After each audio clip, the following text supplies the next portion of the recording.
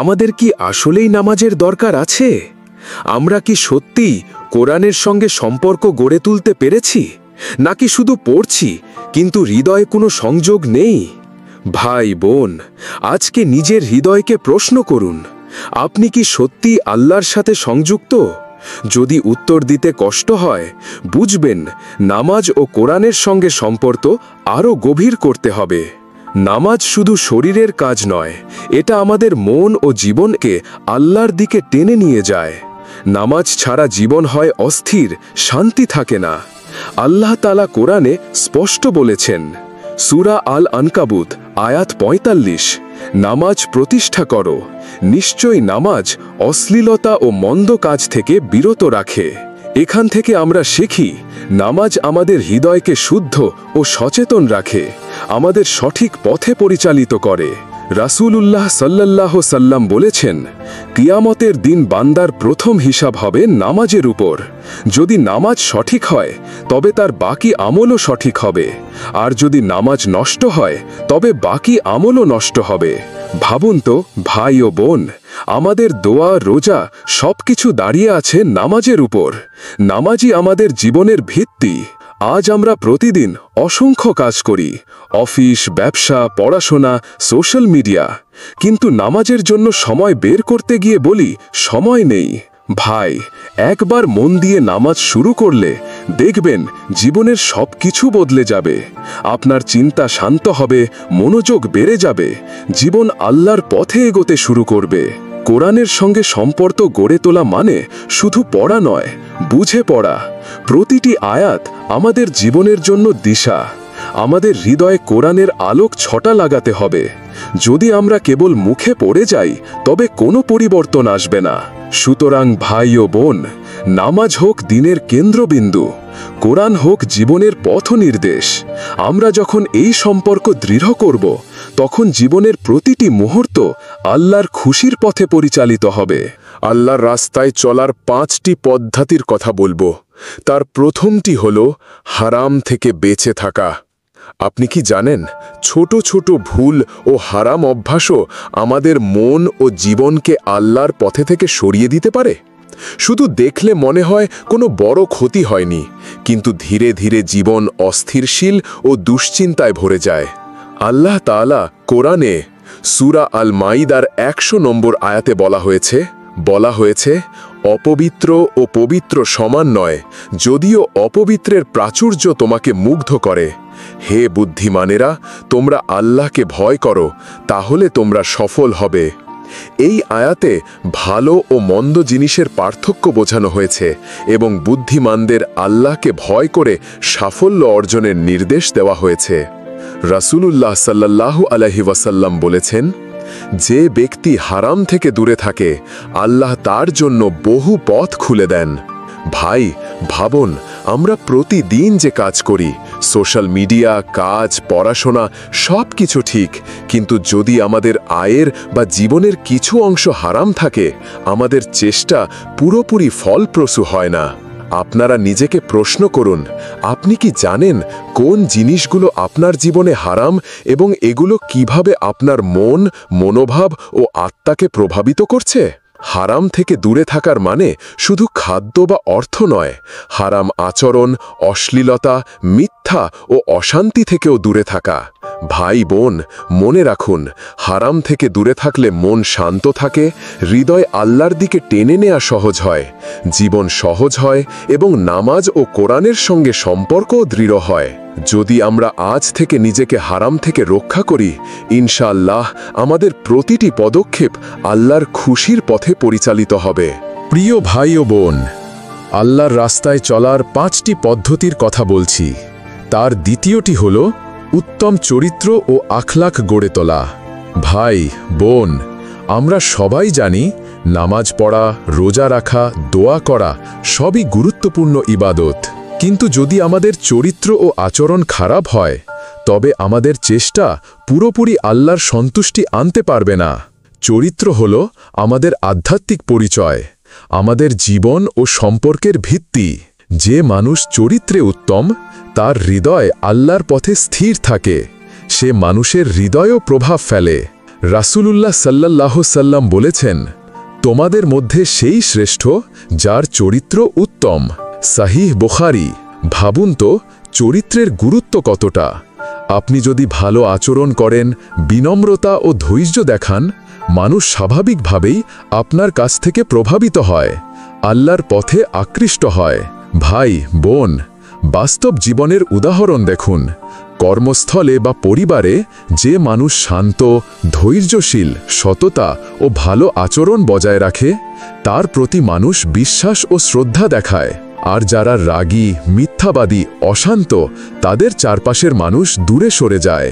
আল্লাহ তাআলা কোরআনে বলেছেন, সূরা আল কাহফের ৩০ নম্বর আয়াতে বলা হয়েছে, নিশ্চয়ই যারা ঈমান এনেছে এবং সৎ কাজ করেছে, আমরা তো তাদের শ্রমের ফল নষ্ট করি না, যে উত্তম রূপে কাজ সম্পাদন করেছে। এই আয়াতটিতে বোঝানো হয়েছে যে যারা ঈমান আনার পাশাপাশি ভালো কাজ করে, আল্লাহ তাদের কাজের প্রতিদান নষ্ট করেন না, বরং উত্তম রূপে প্রতিদান দেন। এই আয়াতটি মানুষের মনে ভালো জিনিসের প্রতি আকর্ষণ এবং মন্দ জিনিসের প্রতি অনীহা তৈরি করতে সাহায্য করে, যা মানুষকে সঠিক পথ ও সাফল্য অর্জনে উৎসাহিত করে।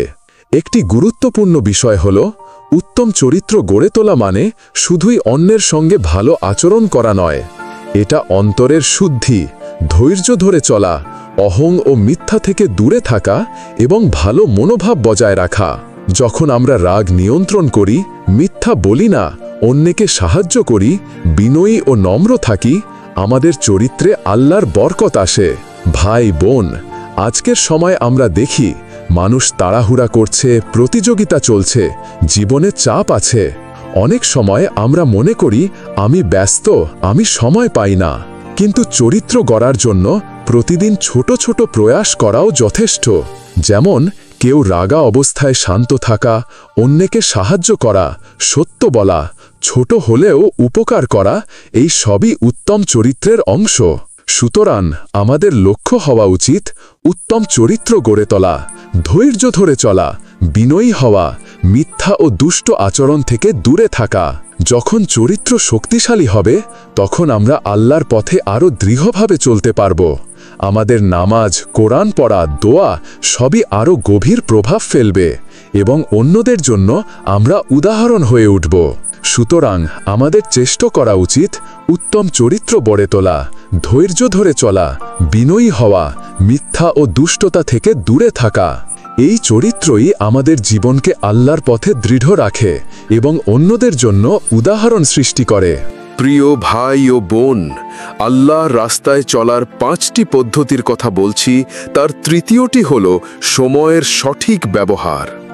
আমাদের জীবনের সবচেয়ে মূল্যবান সম্পদ হল সময়, কিন্তু আমরা প্রায়শই সময়কে অমূল্যভাবে হারাই।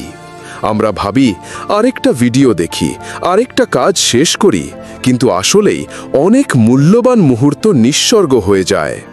সোশ্যাল মিডিয়া, বন্ধুত্বের অপ্রয়োজনীয় আলাপ, অনিশ্চিত চিন্তা সবই আমাদের সময় চুরি করে। অথচ আল্লাহর পথে চলতে হলে আমাদের সময়কে সচেতনভাবে ব্যবহার করতে হবে। আল্লাহ তাআলা কোরআনে স্পষ্ট বলেছেন, সূরা আল আসর আয়াত 1-3, সময়ের কসম, নিশ্চয়ই মানুষ ক্ষতিগ্রস্ত যারা ঈমান এনেছে, সৎ কাজ করেছে, হক কথা বলেছে এবং ধৈর্য ধরেছে, তারা ছাড়া। ভাই, এই আয়াত আমাদের জন্য একটি সতর্কবার্তা। সময় নষ্ট করা মানে আমাদের জীবনকে ক্ষতিগ্রস্ত করা। সত্যিকারের সাফল্য এবং শান্তি আসে তখনই যখন আমরা প্রতিটি মুহূর্তকে আল্লাহর সন্তুষ্টির পথে বিনিয়োগ করি। রাসূলুল্লাহ সাল্লাল্লাহু আলাইহি ওয়াসাল্লাম বলেছেন, একটি মুহূর্তের সঠিক ব্যবহার তোমার জন্য আখেরাতে বিশাল সওয়াব আনতে পারে। আমরা প্রায় ছোট মুহূর্তগুলোকে গুরুত্ব দিই না, কিন্তু এই ছোট মুহূর্তগুলোই গড়ে তোলে আমাদের জীবন, আমাদের চরিত্র এবং আমাদের আমল। এক একটি মুহূর্তের মূল্য বোঝা ও সেটিকে আল্লাহর সন্তুষ্টির পথে ব্যবহার করা খুবই গুরুত্বপূর্ণ। ভাই বোন, বাস্তব জীবনের দিকে তাকাই। আমরা সবাই ব্যস্ত, ছাত্র, চাকুরিজীবী, ব্যবসায়ী, পরিবার কেন্দ্রিক কেউ কেউ। আমরা চাই আমাদের জীবন সফল হোক, শান্তিপ্রিয় হোক। কিন্তু যদি আমরা আমাদের সময়কে এবাদত, কোরআন তেলাওয়াত, নামাজ, সাহায্য বা সৎ কাজে বিন্যস্ত না করি, আমরা জীবনের সবচেয়ে মূল্যবান সম্পদটি নষ্ট করছি। ধরে নিন, প্রতিদিন আমরা সোশ্যাল মিডিয়ায় 2 ঘন্টা ব্যয় করি আর কেবল 20-30 মিনিট কোরআনের জন্য রাখি। ফল কি? আমাদের মন শান্ত হয় না, আমরা মানসিকভাবে বিশ্রাম পাই না এবং আমাদের আমলও যথাযথভাবে আল্লাহর সন্তুষ্টির জন্য হয় না।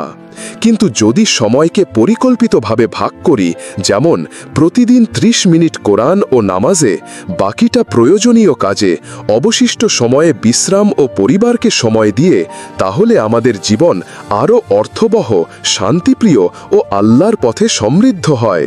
ভাই বোন, মনে রাখবেন, সময়ই আমাদের সবচেয়ে বড় সম্পদ। একবার হারানো সময় আর ফিরে আসে না। প্রতিটি মুহূর্তই মূল্যবান। আল্লাহর পথে চলতে হলে আমাদের সকল মুহূর্তকে সচেতনভাবে ব্যবহার করতে হবে। প্রতিটি কাজে লক্ষ্য রাখতে হবে, আমি কি এই মুহূর্তকে আল্লাহর সন্তুষ্টির পথে ব্যবহার করছি? এছাড়া সময়ের সঠিক ব্যবহার আমাদের মনোসংযোগ ও প্রাধান্যও শেখায়। আমরা শিখি কোন কাজ জরুরি, কোনটি গুরুত্বপূর্ণ, কোনটি অপচয়। এতে আমরা শুধুই আল্লাহর সন্তুষ্টি অর্জন করি না, বরং জীবনের প্রতিটি অংশেই সাফল্য পাই। প্রিয় ভাই ও বোন, আল্লাহর রাস্তায় চলার 5টি পদ্ধতির মধ্যে চতুর্থটি হল আল্লাহর ওপর ভরসা বা তাওয়াক্কুল। আমরা অনেক সময় জীবনের চ্যালেঞ্জের মুখোমুখি হই। চাকরি, ব্যবসা, পরীক্ষা, স্বাস্থ্য সবকিছু নিয়ে চিন্তা করি। কিন্তু আল্লাহর পথে সত্যিকারে চলতে হলে আমাদের মনে থাকতে হবে সব কিছু আল্লাহর হাতে। আমাদের চেষ্টা অবশ্যই থাকতে হবে, কিন্তু ফলাফল সম্পূর্ণভাবে আল্লাহর নিয়ন্ত্রণে। কুরআনে আল্লাহ তাআলা সূরা আত-তালাকের 3 নম্বর আয়াতে বলা হয়েছে, আর যে আল্লাহর ওপর ভরসা করে, আল্লাহ তার জন্য যথেষ্ট। আল্লাহ তার কাজ পূর্ণ করবেন। আল্লাহ সব কিছুর জন্য একটি পরিমাণ স্থির করে রেখেছেন। এই আয়াতটি আল্লাহর ওপর নির্ভরতা ও তার পরিকল্পনার ওপর বিশ্বাস স্থাপনের গুরুত্ব তুলে ধরে। ভাই, এই আয়াত আমাদের শেখায়, যে ব্যক্তি মনোযোগ দিয়ে চেষ্টা করবে এবং পুরোপুরি আল্লাহর ওপর ভরসা রাখবে, আল্লাহ তার জন্য সব কিছু যথেষ্ট করে দেবেন। রাসূলুল্লাহ সাল্লাল্লাহু আলাইহি সাল্লামের সাহাবীর জীবনেও আমরা অনেক উদাহরণ পাই। হযরত ওমর ইবনে খাত্তাব ও হযরত আলী কঠিন সময়েও আল্লাহর ওপর বিশ্বাস রেখেছিলেন। যখন তারা কোনো সমস্যার সম্মুখীন হতেন, তারা জানতেন, আমার যতটা সম্ভব চেষ্টা করতে হবে, বাকিটা আল্লাহর হাতে। এই ভরসা তাদের মনকে শান্ত রাখত এবং তাদের সিদ্ধান্তকে শক্তিশালী করত। ভাই বোন, আমাদের জীবনেও একই প্রক্রিয়া প্রযোজ্য। আমরা চাই আমাদের ব্যবসা সফল হোক, পরীক্ষায় ভালো ফলাফল হোক, সম্পর্ক মধুর হোক। চেষ্টা করতে হবে, পরিশ্রম করতে হবে, কিন্তু যখন ফলাফল আসে না বা বিপর্যয় আসে, তখন আমরা হতাশ হই না, কারণ আমরা জানি আল্লাহ আমাদের জন্য সবচেয়ে ভালো পরিকল্পনা করেছেন। আমাদের দায়িত্ব শুধু চেষ্টা করা এবং আল্লাহর ওপর ভরসা রাখা। তাওয়াক্কুল মানে অলস থাকা নয়, বরং সচেতনভাবে চেষ্টা করা, দোয়া করা, ইবাদত পালন করা এবং ফলাফল আল্লাহর হাতে ছেড়ে দেওয়া। যখন আমরা এইভাবে চলি, আমাদের মন শান্ত থাকে, আমরা উদ্বেগমুক্ত থাকি এবং জীবনের প্রতিটি সিদ্ধান্তে আল্লাহর বরকত পাই। ভাই বোন, আল্লাহর পথে চলার একটি পঞ্চমটি ধাপ হল নিয়মিত তাওবাহ ও নিজের আত্মপুনর্মূল্যায়ন করা।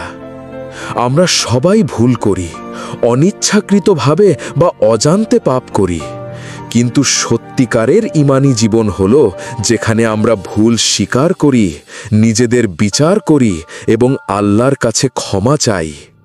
তাওবা মানে শুধু অনুশোচনা নয়, বরং ভবিষ্যতে সেই ভুল না করার দৃঢ় সংকল্প। কুরআনে আল্লাহ তাআলা বলেছেন, সূরা আজ-জুমার আয়াত 53-র বাংলা অনুবাদ হল, বলুন, হে আমার বান্দাগণ, যারা নিজেদের ওপর জুলুম করেছ, তোমরা আল্লাহর রহমত থেকে নিরাশ হইও না। নিশ্চয়ই আল্লাহ সমস্ত গুনাহ মাফ করেন, তিনি ক্ষমাশীল, পরম দয়ালু।